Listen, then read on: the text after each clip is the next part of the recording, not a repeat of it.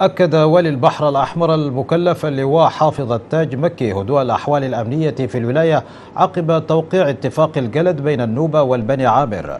وقال الوالي لدى مخاطبته ختام ورشة التسامح الاجتماعي بالولاية إن هناك مجهودات كبيرة قامت بها الأجهزة النظامية في سبيل استقرار الوضع الأمني ووضع حد لاستمرار النزاع، مشيرا إلى مبادرات الإدارات الأهلية ومنظمات المجتمع المدني التي أسهمت كثيرا في عودة الصفاء بين مكونات المجتمع.